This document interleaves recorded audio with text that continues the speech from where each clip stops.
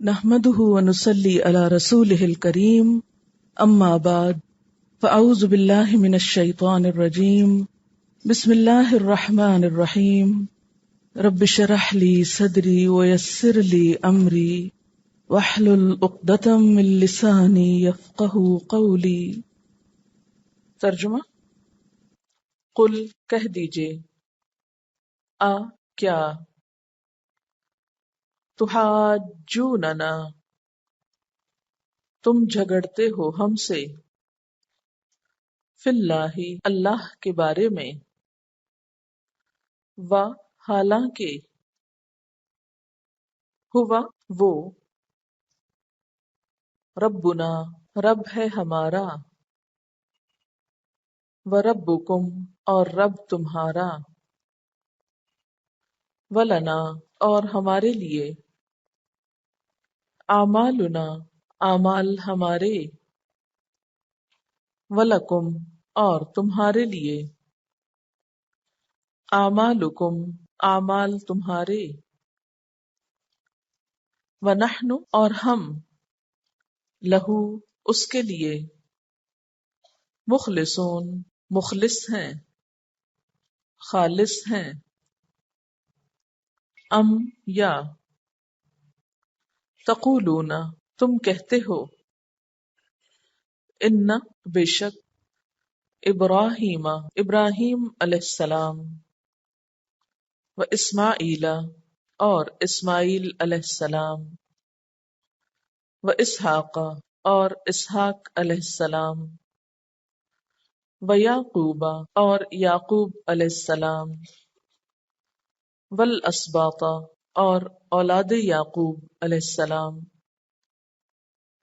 کانو وہ تھے،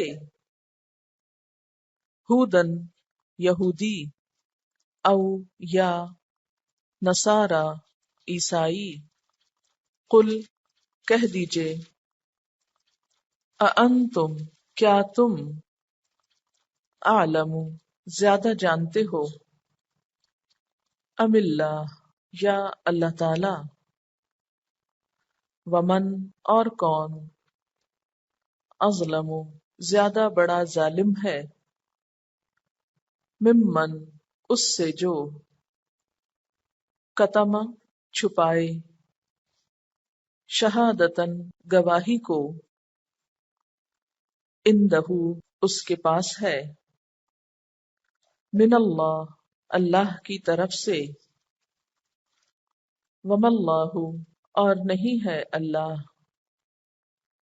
بغافل غافل، عما اس سے جو، تعملون تم عمل کرتے ہو، تلک یہ، امتن ایک جماعت تھی، قد خلت تحقیق گزر گئی، لہا اس کے لیے ہے، ما جو، کسبت اس نے کمائی کی، ولکم اور تمہارے لیے ہے، ما جو، کسب تم کمائی کی تم نے، ولا اور نہ، تسألون تم پوچھے جاؤ گے، تم سوال کیے جاؤ گے، عما اس کے بارے میں جو، کانو تھے وہ، یعملون وہ عمل کرتے۔ دوبارہ دیکھیے، قل کہہ دیجئے، اتحاجوننا کیا تم ہم سے جھگڑا کرتے ہو۔ تحاجون کا لفظ جو ہے جیم جیم سے ہے، حجت کرنا۔ یہ کون سا جھگڑا ہوتا ہے جو دلیل سے کیا جائے؟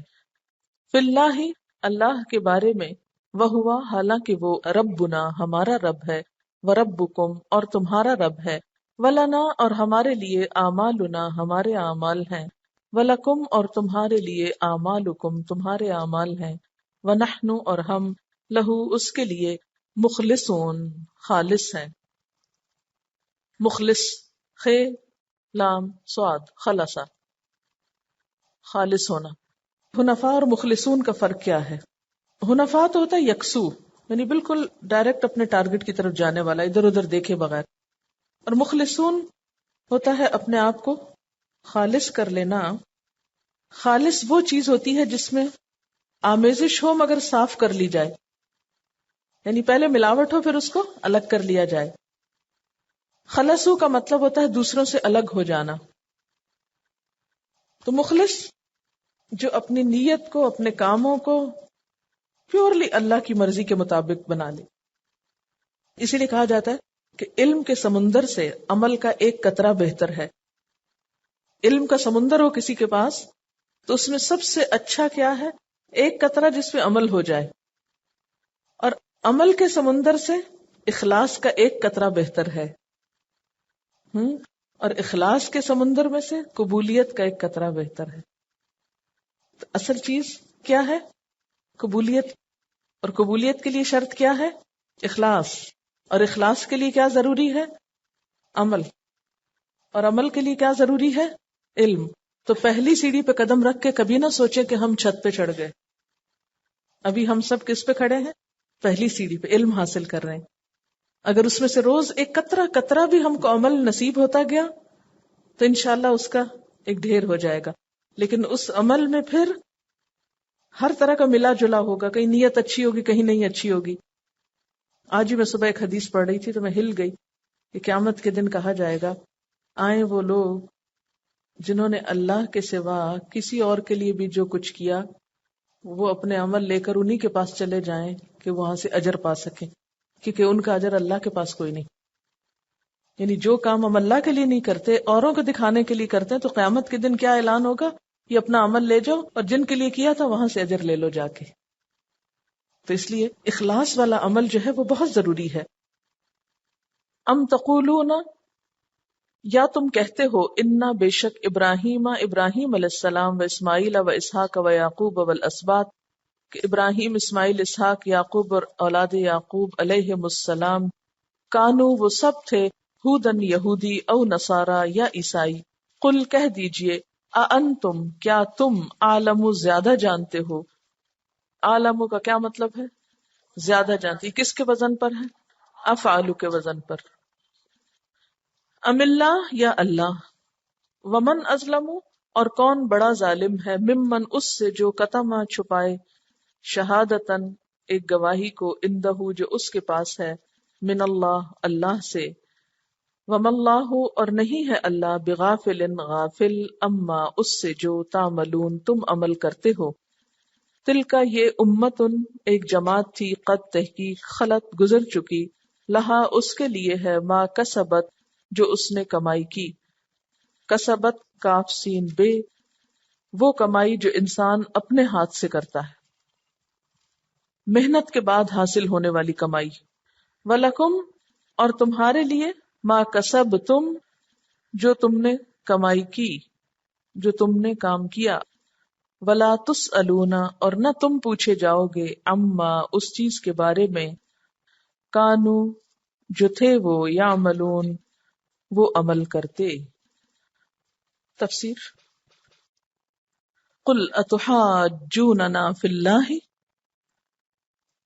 کیا تم ہم سے اللہ کے بارے میں جھگڑتے ہو؟ کیا جھگڑا تھا ان کا؟ اللہ کے بارے میں ان کا جھگڑا کیا تھا کہ انہوں نے کسی کو اللہ کا بیٹا بنا رکھا تھا؟ فرمایا کہ نہیں، وہ تو ایک ہے. اللہ کے ساتھ دوسروں کو شریک نہ ٹھہرانے پر کیوں جھگڑتے ہو؟ وَهُوَ رَبُّنَا وَرَبُّكُمْ حالانکہ وہ ہمارا رب بھی ہے، تمہارا رب بھی. ہم یہی تو کہتے ہیں کہ ہم سب کا رب اللہ ہے، اسی کی فرما برداری ہونی چاہیے. یہ کون سی ایسی بات ہے جس پر تم ہم سے جھگڑ رہے ہو؟ وَلَنَا أَعْمَالُنَا وَلَكُمْ أَعْمَالُكُمْ ہمارے لیے ہمارے اعمال، تمہارے لیے تمہارے اعمال. وَنَحْنُ لَهُ مُخْلِصُونَ اور ہم تو اسی کے ہیں مخلص بندے. جھگڑا ختم کرنے کے لیے کیا کہو؟ تم جو کر رہے ہو کرتے رہو، ہمیں کرنے دو جو ہم کرنا چاہتے ہیں. کیونکہ بسا اوقات کیا ہوتا ہے، جیسے پیچھے آیا نا، لن ترضى عنك اليهود ولا النصارى حتى تتبع ملتهم یہود و نصارہ تم سے ہرگز راضی نہیں ہوگے یہاں تک کہ تم ان کے طریقے اختیار کرو. اسی طرح آج کے دور میں بھی دیندار طبقے آپ سے راضی نہیں ہوں گے جب تک کہ آپ ان کا طریقہ عبادت اختیار نہ کریں، جبکہ ہمارے لیے کیا ہے؟ لنا اعمالنا، ہمارے لیے ہمارے اعمال ہیں. ہمیں بھی حق دو کہ ہم خالص اللہ کی عبادت کر سکیں، اس کے پسندیدہ طریقوں پر چل سکیں. یعنی تم اپنی مرضی کو ہم پہ کیوں ٹھوسنا چاہتے ہو؟ ہمیں اللہ کے بندے بن کر جینے دو. ہمیں سب نسبتوں سے اپنے آپ کو کاٹ کر صرف اللہ کے وفادار ہونے دو، کیونکہ ہم تو اسی کے مخلص ہیں، اسی کے لیے اپنے آپ کو خالص کر چکے ہیں. اوروں کی محبتوں کو چھوڑ کر صرف اس کے بننا چاہتے ہیں، کیونکہ والذین آمنوا اشد حبا للہ، ایمان والے اللہ کی محبت میں سب سے زیادہ شدید ہوتے ہیں. ام تقولون، یا تم کہتے ہو، ان ابراہیم و اسماعیل و اسحاق و یعقوب والاسباط کانوا ھودا و نصارا، یا تمہارا یہ کہنا ہے کہ ابراہیم، اسماعیل، اسحاق، یعقوب اور اولاد یعقوب علیہ السلام سب کے سب یہودی تھے یا عیسائی تھے؟ کیونکہ یہ تو یہی کہنے پہ تلے ہوئے تھے نا کہ وہ بھی یہودی اور عیسائی تھے. یہودی کہتے تھے وہ یہودی ہیں، عیسائی کہتے تھے وہ عیسائی ہیں. قل، کہہ دیجئے، اانتم اعلم ام اللہ، کیا تم زیادہ جانتے ہو یا اللہ؟ کس کی بات زیادہ درست ہے، تمہاری مانے کہ اللہ کی مانے؟ کسی بھی بات کو ماننے کے لیے کوئی دلیل ہونی چاہیے نا. قل ہاتوا برہانکم، اور برہان کون سی دلیل ہوتی ہے؟ جس کے آنے کے بعد جھگڑا ختم ہو جائے، جو وحی الہی پر مبنی ہو. آخری فیصلہ کس بات پر ہونا چاہیے؟ اللہ کی بات پر یا لوگوں کے اقوال پر؟ آج بھی آپ دیکھیں کہ کسی بھی بات کو سچا ثابت کرنے کے لیے لوگ عموماً جو دلائل دیتے ہیں وہ کس پر مبنی ہوتے ہیں؟ بزرگوں کے اقوال پر. فلاں بزرگ نے فرمایا، فلاں شخص نے انہیں کہا. ٹھیک ہے، وہ سب قابل احترام ہے، بہت اچھے بزرگ ہیں، لیکن دین پر چلنے کے لیے کسی بزرگ کا قول نہیں چاہیے، اللہ کی بات چاہیے. دین کے لیے معیار کیا ہے، سٹینڈرڈ کیا ہے، کرائیٹیریا کیا ہے، کس چیز کو ہم دینی کہیں گے؟ وہ بات جو وحی الہی سے ثابت ہو، نہ کہ انسانوں کے خیالات پر مبنی ہو. آپ اپنے لیے کیا کرائیٹیریا رکھیں گے؟ کسی چیز کو قبول کرنے سے پہلے اللہ نے عقل دی ہے نا، ذرا سوچا کرے ٹھہر کے کہ جس بات کو ہم دین سمجھ کے لے رہے ہیں کیا واقعی وہ وحی الہی پر مبنی ہے؟ یہ لوگوں کی کہی کہلائی باتیں، سنی سنائی باتیں، لوگوں کی رسم رواج، بدعات، ان سب کو ہم نے ملا جلا کے دین بنا لیا. کسی بھی بات کے بارے میں جب کہا جاتا ہے یہ کیوں کرتے ہو، تو کہتے ہیں ہمارے بڑے کرتے تھے. تو کیا بڑوں کا عمل دین ہوتا ہے؟ وہ تو دین نہیں ہوتا. اس طرح تو پھر ہر شخص اپنے بڑوں کی بات پر جم جائے گا. آپ نے دیکھا ہوگا نا، بسا اوقات لوگ کیا کہتے ہیں، ہمارے ہاں یہی ہوتا ہے، ہمارے خاندان کا یہی طریقہ ہے، ہماری برادری اسی پہ قائم ہے، ہمارے بزرگ یہی کرتے رہے. تو کیا ہم ان کا طریقہ چھوڑ دیں؟ وہ سب جاہل تھے؟ نہیں، جاہل عالم کی بات نہیں ہے. اصل دیکھنا یہ ہے کہ اس بات کی دلیل کیا ہے. کیا یہ قرآن کا حکم ہے؟ کیا یہ نبی صلی اللہ علیہ وسلم کی سنت سے ثابت ہے، یا کسی انسان کا اوپینین ہے؟ اچھا، لوگ اپنے آپ کو بزرگوں ہی کے نام سے کیوں وابستہ رکھنا چاہتے تھے؟ یعنی صرف مسلمان کہلانے میں آخر کیا مشکل ہے؟ اور کسی انسان ہی کے نام سے یا کسی جگہ کے نام سے کیوں جڑے رہنا چاہتے ہیں؟ اس لیے کہ اس میں ایک خیال یہ ہوتا ہے کہ وہ بزرگ ہم کو بھی چھڑا لیں گے، ان کے نیک عمل ہمارے کام بھی آ جائیں گے، ان کی نیکیاں ہمیں فائدہ دیں گی. یہود اس غلط فہمی کا شکار تھے کہ ان کے پچھلے بزرگوں کی نیکیاں یا ان کا ثواب ان کو بھی پہنچے گا. اور اسی طرح نصارہ کے ہاں بھی یہی خیال تھا، اور آج ہم مسلمان بھی یہی سمجھتے ہیں نا کہ جن لوگوں نے اسلام کے راستے میں بڑی بڑی قربانیاں کی ہیں، جنہوں نے ساری ساری رات عبادت میں گزاری ہے، تو اگر ہم اپنے نام کے ساتھ ان کا نام لگا لیں گے یا ان کے گروہ میں سے خود کو ثابت کریں گے یا ان کی محبت کا دعویٰ کریں گے تو اس وجہ سے ہماری بھی بخشش ہو جائے گی. یہ ہے یا نہیں؟ ومن ازلم، اور کون بڑا ظالم ہے، ممن، اس سے بڑھ کر جو، کتما، چھپائے، کیا چھپائے، شہادتن، ایک گواہی، یہاں گواہی سے مراد نبی صلی اللہ علیہ وسلم کی آمد کی گواہی ہے جو اہل کتاب کے پاس تھی، اندہو جو اس کے پاس ہے، من اللہ اللہ کی طرف سے. اللہ کی طرف سے کیسے آئی تھی؟ ان کی کتابوں میں موجود تھی نا. وَمَا اللَّهُ بِغَافِلٍ عَمَّا تَعْمَلُونَ، اور نہیں ہے اللہ غافل اس سے جو تم عمل کرتے رہے ہو. تِلْكَ أُمَّةٌ، یہ ایک جماعت تھی. کون سی؟ یہ انبیاء اور ان کی اولاد کی. قد خلت، تحقیق گزر گئی، گزر چکی وہ جماعت. لہا ما کسبت، اس کے لیے ہے جو اس نے کمائی کی. وَلَكُمْ، اور تم کو کیا ملے گا؟ ان کی نسبت سے فائدہ نہ ہوگا جب تک کہ ما کسبتم، تم کام نہ کرو. تمہارے لیے وہ ہے جو تم نے کوششیں کی. وَلَا تُسْأَلُونَ، اور تم سے کوئی سوال نہ کیا جائے گا. کس کے بارے میں؟ عَمَّا كَانُوا يَعْمَلُونَ، ان چیزوں کے بارے میں جو وہ کرتے رہے. تو گویا حق کے معاملے میں کوئی وراثت نہیں. حق کس پر مبنی ہے؟ اللہ کے حکم پر مبنی ہے. وہ حدیث میں آتا ہے نا، من بطأ به عملہ لم یسرع به نسبہ، جس کا عمل اسے پیچھے چھوڑ گیا اس کا نسب اسے آگے نہیں بڑھائے گا. یعنی جو عمل میں پیچھے رہا اس کا کسی خاص خاندان سے ہونے کی وجہ سے درجہ بڑھ نہیں جائے گا. ہاں اگر عمل ہے اور پھر کسی خاص خاندان سے نسبت ہے تو وہ ایک عزت کی بات ہے، وہ ایک پلس پوائنٹ ہے، لیکن محض نسبت کافی نہیں. ورنہ ابو لہب کے بارے میں اتنے سخت الفاظ قرآن پاک میں نہ ہوتے، حالانکہ وہ حضور صلی اللہ علیہ وسلم کا چچا تھا. ایک واحد ابو لہب ہے جس کا نام لے کے قرآن میں اس کو کنڈیم کیا گیا ہے. تو ایک نبی کا چچا ہونے کی وجہ سے یا کوئی اور رشتہ ہونے کی وجہ سے، جیسے حضرت نوح علیہ السلام کا بیٹا تھا، اس کی وجہ سے نجات نہیں ہوا کرتی جب تک کہ خود ایمان نہ ہو، جب تک خود اچھے کام نہ ہو. اس سے کیا پتہ چلتا ہے؟ اسلام کیا میسج دیتا ہے کہ ہر شخص خود ایک باشعور زندگی بسر کرے، خود کام کرے، محنت کرے، اچھا بننے کی کوشش کرے. صرف اس بات کو کافی نہ سمجھے کہ کچھ اور لوگوں نے اچھا کام کر لیا مجھے بھی فائدہ ہو جائے گا. کبھی ایسا ہوا کہ آپ کی دوست یا آپ کی بہن ساتھ پڑھتی ہیں اور وہ ہوم ورک کر لے اور پرچے کی تیاری کر لے تو اس سے آپ کو بھی کچھ فائدہ ہو جائے، اس کے نمبر آدھے آپ کو بھی مل جائے.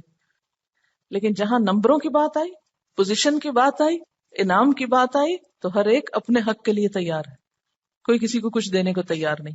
تو یہ ایک مانی ہوئی بات ہے، انسانی نفسیات ہے. تو ہمیں اپنے بزرگوں کے نیک اعمال پہ کہ پدرم سلطان بود، جیسے فارسی کا محاورہ ہے نا، کہ اگر کوئی بچہ اسی میں فخر محسوس کرتا رہے کہ میرا باپ سلطان تھا، یعنی بڑا آدمی تھا، تو یہ بڑائی اس کے کام نہیں آئے گی جب تک اس کے اندر قابلیت نہیں ہوگی. اسی لیے عقل مند لوگ اپنے بچوں کو محنت کا عادی کرتے ہیں کہ ہمارے نام کی وجہ سے مت جیو، اپنے لیے خود کچھ کرو. لہا ما کسبت ولکم ما کسبتم. تو کیا اصول یہاں سے ملتا ہے؟ کیا بات پتہ چلتی ہے؟ کہ ہم سب کے لیے کیا نصیحت ہے کہ ہمیں اپنی نجات کے لیے خود کچھ کرنا ہوگا. تو پہلے سپارے کے آخر میں کیا سبق ملا ہم کو؟ کیا سیکھا ہم نے؟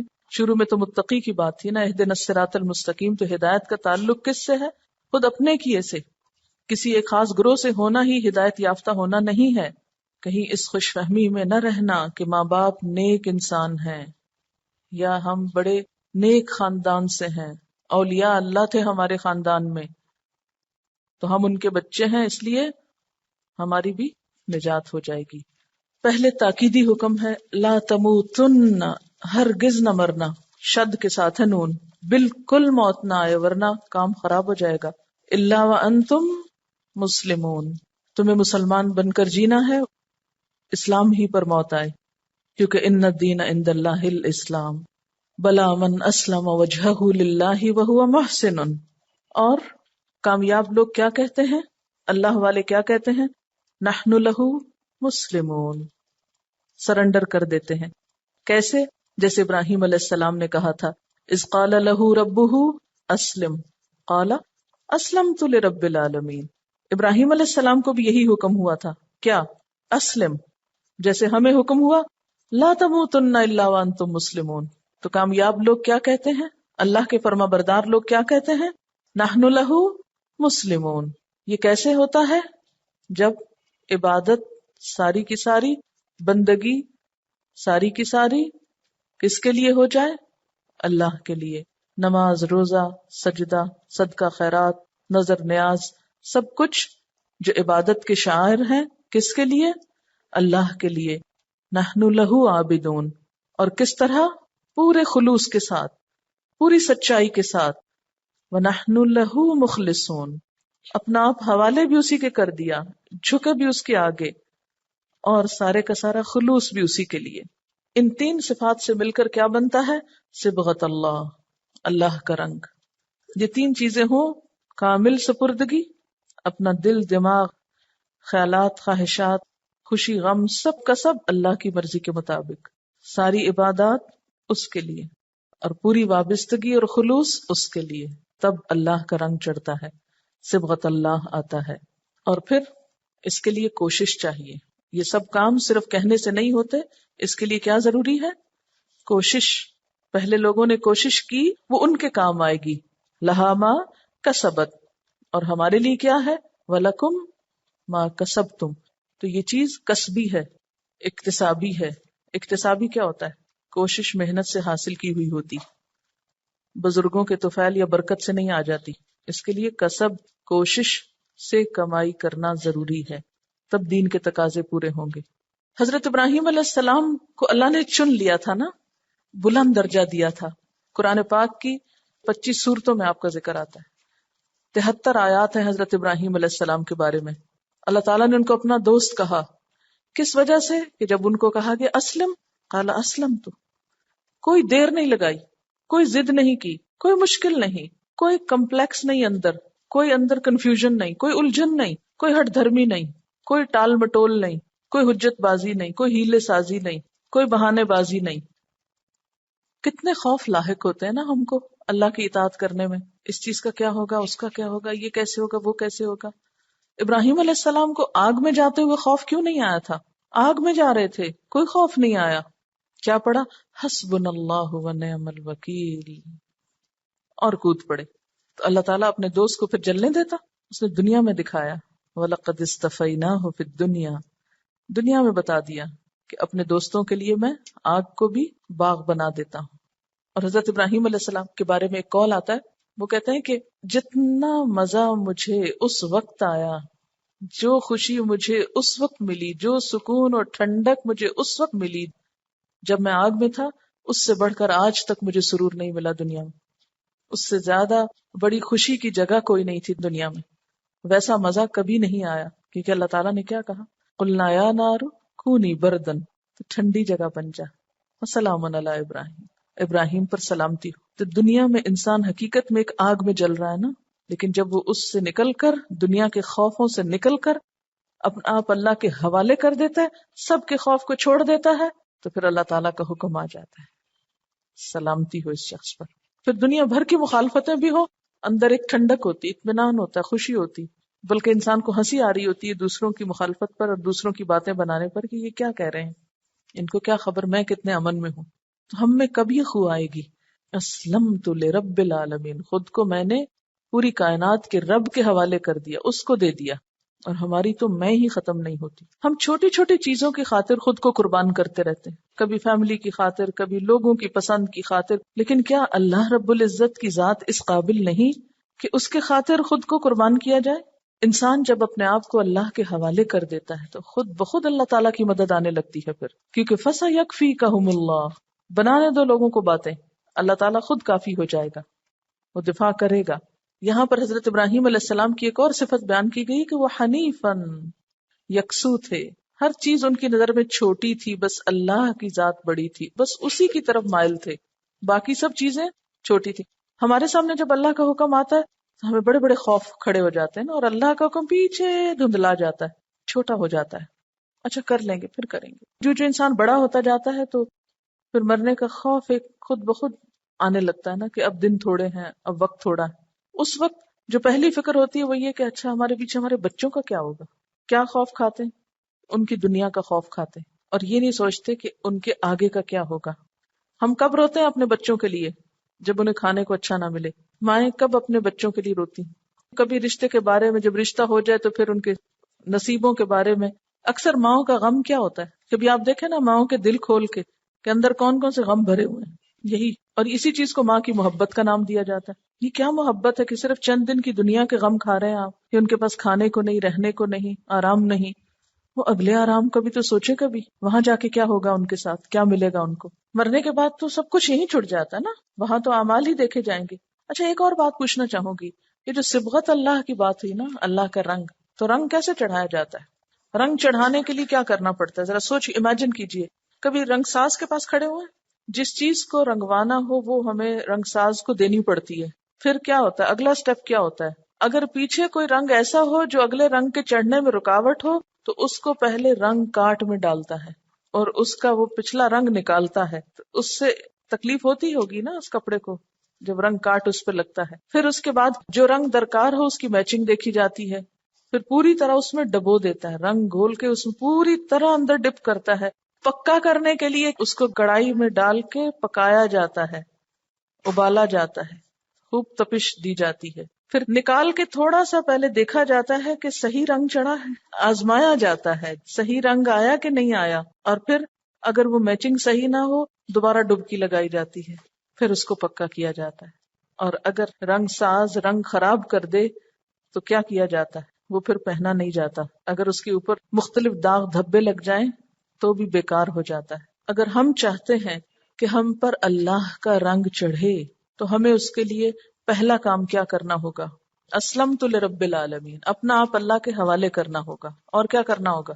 ہمیں اپنے پچھلے نظریات، پچھلے خیالات، پچھلے عقائد اور پچھلے گناہ سب کچھ چھوڑنے ہوں گے. سب جو پچھلی ہماری سوچیں ہیں، تصورات ہیں، معاشرے کی دی ہوئی باتیں ہیں، سنی سنائی باتیں ہیں، تعصبات ہیں یا من مانے خیالات ہیں، خواہشات ہیں، یا جو گناہ ہم نے کیے ان سب سے معافی مانگ کے توبہ کر کے ان سب چیزوں سے خود کو الگ کر کے پورے کا پورا اللہ کے حوالے کرنا ہوگا. تو یہ جو عمل ہوتا ہے نا کہ پچھلے خیالات اور خواہشات اور گناہوں اور غلطیوں سے کاٹ کے اپنے آپ کو ایک نئی زندگی میں لانا، نئی روٹین میں لانا، یہ ایک مشکل عمل ہوتا ہے. کچھ لوگ اسی سے گھبرا کر کیا کرتے ہیں؟ وہ ہاتھ پاؤں چھوڑ دیتے ہیں. نہیں، یہ لائف سٹائل ہمارے لیے بہت مشکل ہے، ہم اپنے خاندان برادری سے الگ ہو جائیں. تو اللہ تعالیٰ کیا فرماتے ہیں؟ یا ایھا الذین آمنوا ادخلوا فی السلم کافۃ، اے ایمان والو اسلام میں پورے کے پورے داخل ہو جاؤ. جب تک نحن لہ مخلصون نہیں ہوگے، رنگ خالص نہیں ہوگا تو بات نہیں بنے گی. اس میں کسی بھی قسم کی غفلت جو ہوتی ہے وہ نقصان دہ ہوتی. اس کے لیے ایک لیکچر یا ایک سپارہ پڑھنا کافی نہیں، بلکہ مسلسل پورے 30 پاروں میں خود کو، بلکہ اس کے بعد بھی اندر خود کو پکانا پڑے گا، آزمائشوں میں سے گزرنا پڑے گا. یہ اتار چڑھاؤ آئیں گے زندگی میں، سب کچھ سہ جائے، استاد کی ڈانٹ بھی سہ جائے، لوگوں کی دی ہوئی تکلیفیں بھی سہ جائے، تب جا کے رنگ چڑھے گا. پھر اتنا تردد کر کے صبغت اللہ کہیں نظر بھی آنا چاہیے، کوئی عملی نمونہ بھی پیش کرنا ہے، پھر اسے دوسرے رنگوں سے بچانا بھی ہے. ورنہ کیا ہوتا ہے کہ اور رنگوں کے چھینٹے پڑ جاتے ہیں اس پہ. معاشرے میں اور بھی رنگ رنگے جا رہے ہیں، غلط عقائد اور غلط خیالات، ایسی چیزوں سے بچ کے بھی رہنا ہے کہ جس سے خرابی کا اندیشہ ہو. وآخر دعوانا ان الحمد للہ رب العالمین. سبحانک اللہم وبحمدک نشہد ان لا الہ الا انت نستغفرک ونتوب الیک. والسلام علیکم ورحمۃ اللہ وبرکاتہ.